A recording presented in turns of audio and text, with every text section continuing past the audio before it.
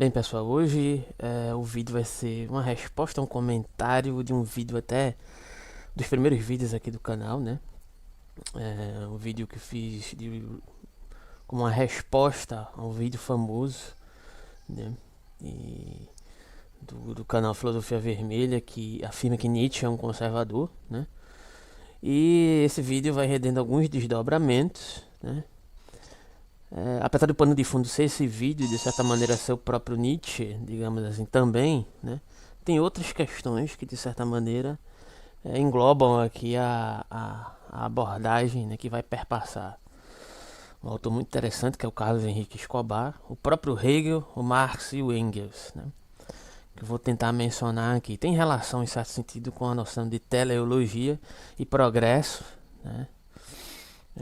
Perpassando esses autores, tanto o Nietzsche, quanto o Escobar, quanto o Marx, quanto o Engels e o Hegel, né? A partir da colocação feita aqui, né, no canal, de contraponto, tentando justificar que Nietzsche teria algumas características conservadoras devido a algumas colocações que foram feitas aqui, né, em sentido mais voltado para um sentido epistemológico, né, digamos assim, para justificar que haveria, de certa maneira, uma tendência, né, muito mais conservadora no Nietzsche do que qualquer outra questão, né? E eu vou explorar algumas dessas questões a partir do comentário do Filosofia em Pílulas, né, que diz assim, mais ou menos assim: pela minha compreensão de Nietzsche e da apropriação posterior de Marx e Hegel, os seus antípodas, o que está em jogo é a compreensão ontológica que subjaz toda a teoria política, né? Que ele menciona ontologia, logo eu remeto a um certo sentido, um certo uso epistemológico, né, dessas concepções teóricas em relação às concepções políticas, né? Se vemos em autores do dito idealismo e do racionalismo alemão a necessidade de explicitar a natureza da realidade em relação ao homem, deve-se à orientação antropocêntrica decorrente da Aufklärung. A mudança de rumo da Revolução Francesa deu novos ares ao pensamento, e a crítica social radical só pode ser pensada como radical em relação à instituição que ataca e é social e historicamente estabelecida. Esse contexto histórico determina a compreensão da realidade do homem como ser que aspira à destruição das barreiras que impedem a consolidação de sua liberdade. Em Marx e Hegel, a compreensão dialética da superação e dissolução sempre contínua das estruturas sociais era inevitável, pois ou material ou espiritualmente dependentes suas relações essenciais, né? Já em Nietzsche, ele complementa aqui: a compreensão do dever histórico é de crítica presente na vantagem e desvantagem da história, afirmando que a história crítica destruía tudo sem conservar o que no passado era monumental. Eu gostaria de fazer alguns comentários aqui. Primeiro, que eu acho que essa questão, né, que ele menciona sobre Marx e Hegel, elas não são equiparáveis. Em que sentido, né? Hegel, apesar de certa forma estar se defrontando com a sua perspectiva metafísica à sua época, né, visando uma concretude, ele visa a concretude a partir da perspectiva abstrata. Isso não é nenhuma novidade, né? A partir de uma perspectiva racionalista, e tenta de certa forma demonstrar como essa racionalidade ela está circunscrita na reverberação da totalidade, né?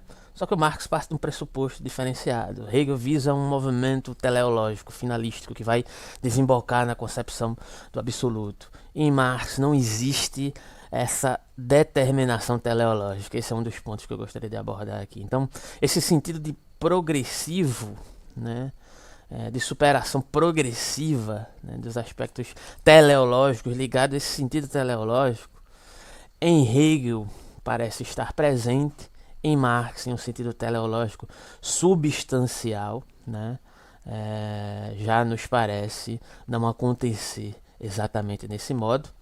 E diante desse aspecto, né, nós podemos ler alguns trechos de alguns artigos que eu separei aqui, né, para mencionar algumas questões. Por exemplo, para reiterar, na verdade, algumas questões.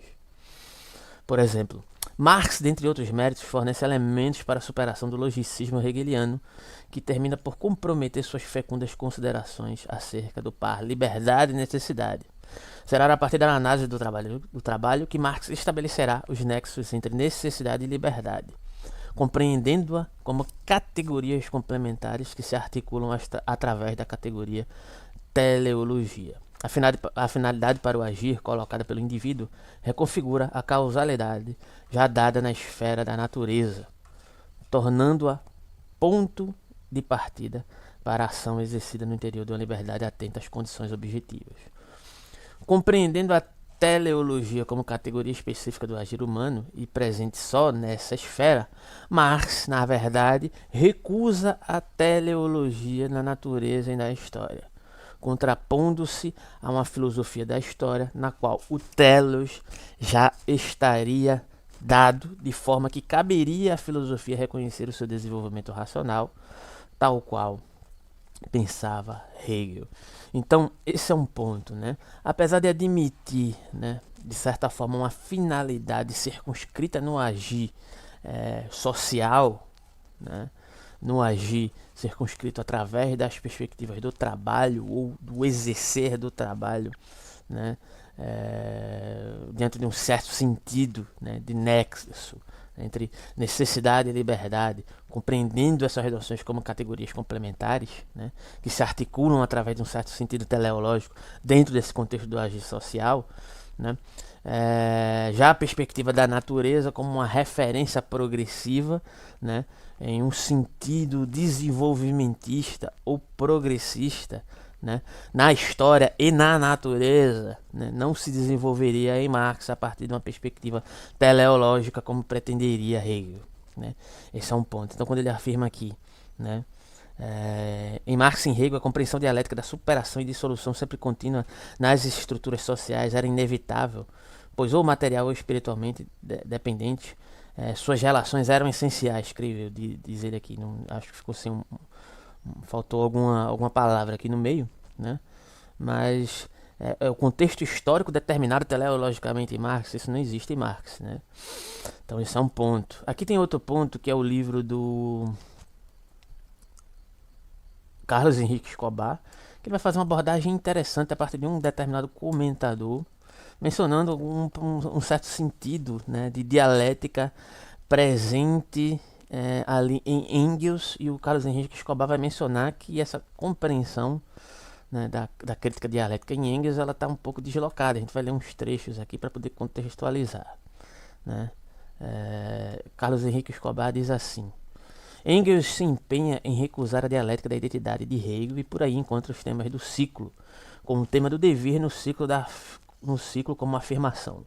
Marx e Engels encontram o comunismo numa física radical. Engels não pode arcar com o risco de se envolver com a tradição metafísica pelas teses do fim, das leis lógicas e do ser que a dialética tradicionalmente implica. Engels tem que descobrir de onde ele e Marx pensam. Pierre Raymond, que constata tudo isso, mesmo se, para criticar, diz: a menos que se suponha que a dialética se resume, eu diria, não é capaz, na fluência universal indefinida, deve-se concluir que a insistência de Engels sobre os ciclos está ligada às dificuldades que ele encontra a propósito das leis dialéticas. Como falar de leis dialéticas sem se interrogar sobre a sua finalidade? Ora, uma tal finalidade seria religiosa e os ciclos estão aí para evitar. E aqui ele menciona a questão teleológica também do sentido dialético utilizado por Engels e por Marx, por consequência, né? Entretanto, Escobar comenta o seguinte: se é verdade então que Engels quer afirmar e pensar o movimento, é igualmente verdade que ele o faz sob um fundo filosófico materialista que exclui a dialética de tradição platônico-hegeliana, ou seja, remetendo ao sentido teleológico, histórico ou natural, ou a partir da substancialização de um indivíduo que condiciona-se para além das condições históricas, como uma determinação de uma gênese humana circunscrita por essa racionalidade que está abarcada na totalidade, caminhando progressivamente, né, para uma teleologia histórica, né? Mas sim uma dialética mais desarticulada com esta tradição, ou dialética como devir em questão, ou a problemática aberta onde o pensamento e o factum, e aí é onde entra a questão do Nietzsche aqui, que ele vai mencionar no segundo texto, né? Na segunda parte do texto, né? O nosso comentador aqui do Filosofia em Pílulas. Raymond equivoca-se ao fazer do ciclo um ciclo conteudístico e entendê-lo como contraditório com a história social. A oposição, enfim, entre um ciclo conteudístico, um retorno do mesmo, e aqui menciona-se, né, faz uma alusão ao eterno retorno nietzschiano, né, a gente vai poder concluir, fechar com essa parte aqui, esse comentário, e a história reativa ou dialética é aparente. Estas metafísicas se recobrem. Só a história não conteudística, genealógica, que o ciclo como retorno das diferenças, as potencialidades efetivadas, constitui algo avesso à história, reativa, e o retorno do mesmo como seu fundamento ontológico e teleológico.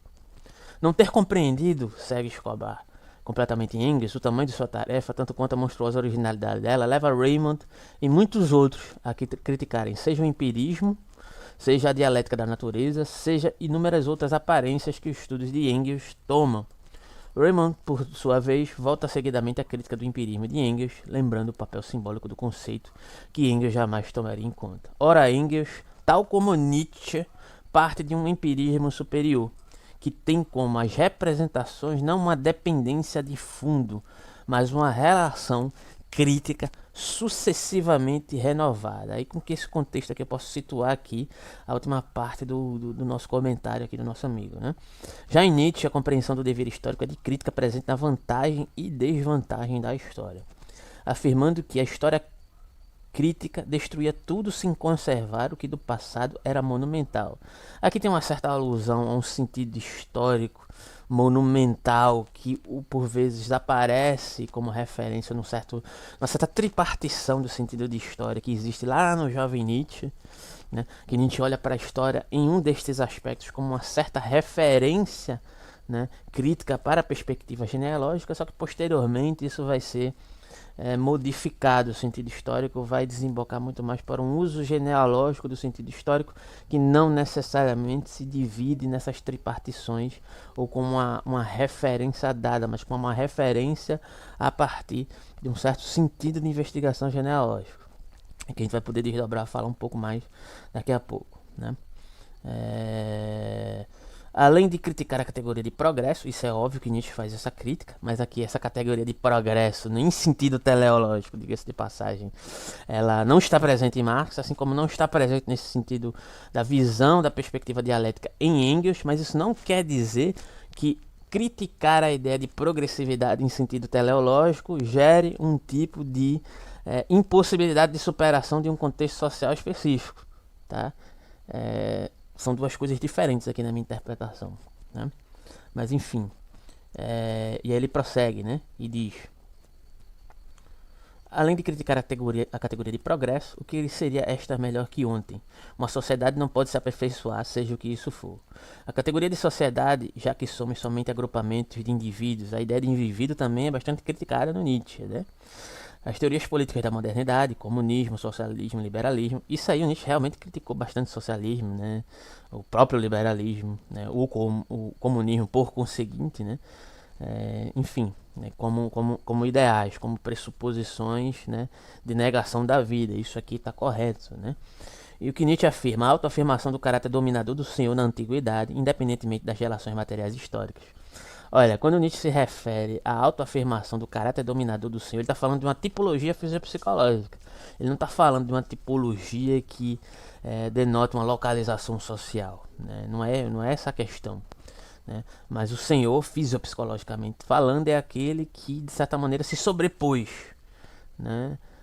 Mesmo o escravo, no sentido social da palavra, né, ele pode ter uma fisiopsicologia de senhor, porque é uma tipologia de se apresentar perante a vida como sugestão que Nietzsche apresenta, né?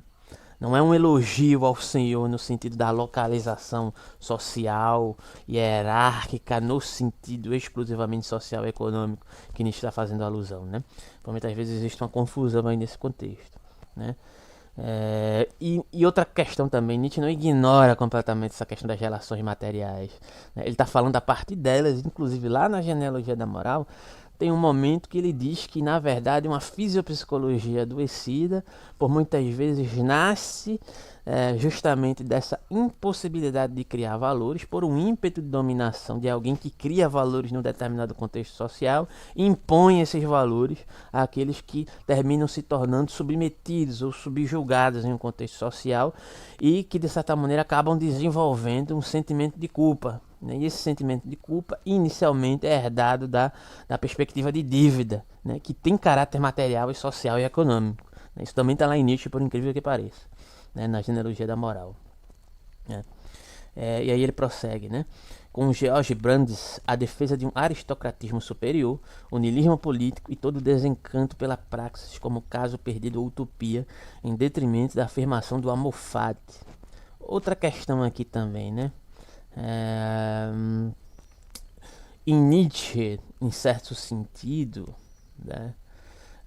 Pode-se interpretar essa noção aqui do não só necessariamente do amor fati, né, como um tipo de conformismo, digamos assim, passivo perante a realidade, mas ela tem um caráter afirmativo, né? Não é porque de certa maneira eu estou acometido, estou submetido à vida e a vida necessariamente vai me subjugar, vai me causar sofrimento, vai me causar dor.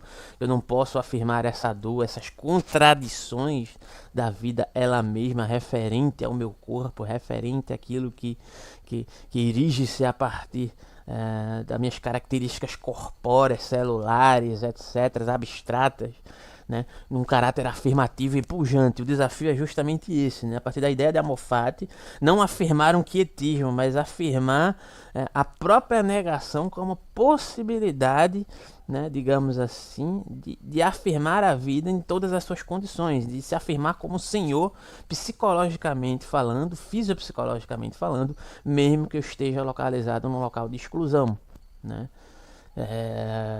Lógico que isso em termos práticos, né, falar isso soa um tanto quanto, digamos assim, abstrato ou talvez indiferente, né, mas é um tipo de não desistência da vida, de não negação da vida, mesmo diante das condições mais limitadoras possíveis, as quais o próprio Nietzsche passou, referente a cometimento de saúde e etc e tal. Então não se trata exatamente de um quietismo, apesar de que existe essa crítica em certos aspectos de um certo tipo de, entre aspas, ataraxia, digamos assim, nesse contexto, mas assim, eu acho que não se sustenta completamente essa questão.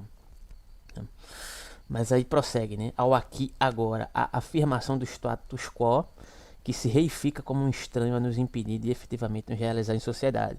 Essa questão de afirmação do status quo também não se sustenta porque lá na genealogia da moral Nietzsche também critica a bestalura que erige o Estado para a manutenção do status quo, que perde a dimensão da vida, que é fluidez, né? E como sendo fluidez, ela não pode permanecer na dominação, porque mesmo a bestalura, né, que domina, que erige determinados valores em um determinado contexto, ela de certa maneira ela termina por toda a sua, entre aspas, pujança de vida, negando a vida também, porque ela quer perdurar, ela quer tornar aquilo eterno, ela quer permanecer, isso não seria possível também, né?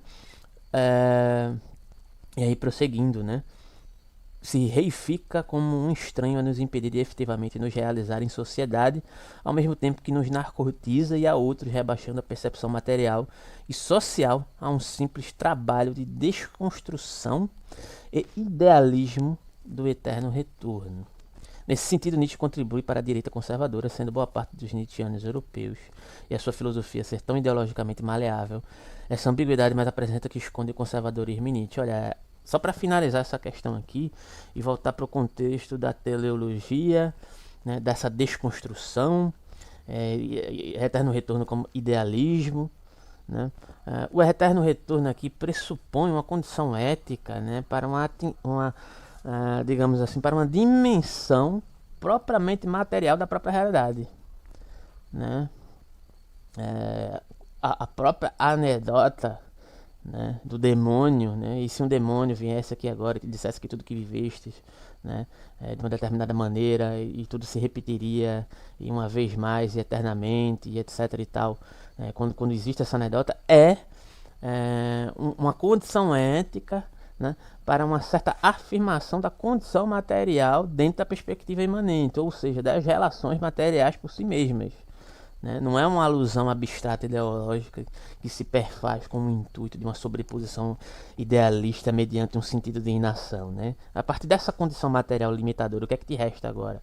Né? Te resta lamentar ou resta de certa maneira afirmar isso que está presente nesse contexto e tentar intervir na realidade afirmativamente, mesmo que mediante condições limitadas, né? E o sentido de desconstrução aqui, né, por muitas vezes às vezes ele é um pouco mal aplicado, né?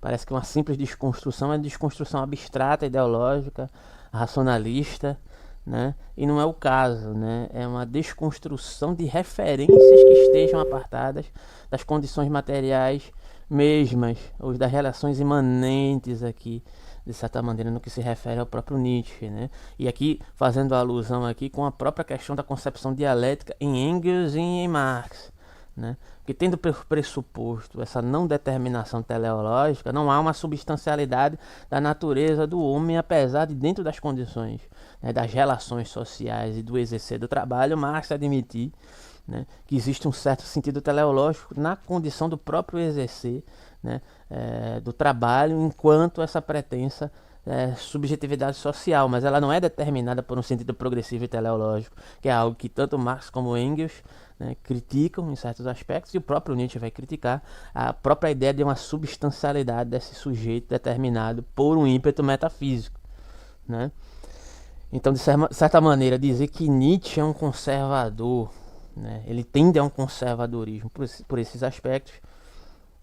Tem algumas questões aqui que eu acho que são relevantes, né, que ele levanta, que realmente são interessantes, mas eu não acredito que seja mais um aspecto que empurre Nietzsche para um tipo de conservadorismo, não. Eu acho que está, inclusive, segundo o Escobar aqui, né, em Marx por potência revolucionária, tem vários outros aspectos que ele aborda aqui, então peguei alguns contextos, né, ele faz alguns desdobramentos bem interessantes, né, sobre questões gerais, não só referente a Nietzsche, mas referente a Engels, Marx, Foucault, Deleuze e outros pensadores. Então foi isso, o vídeo de hoje, né? Espero que comentem, se inscrevam aí no canal, considerem apoiar o nosso canal, nosso Pix, nosso apoio segue na descrição, assim como nossos grupos colaborativos no Telegram. Todos os links seguem aí na própria descrição do vídeo. Muito obrigado.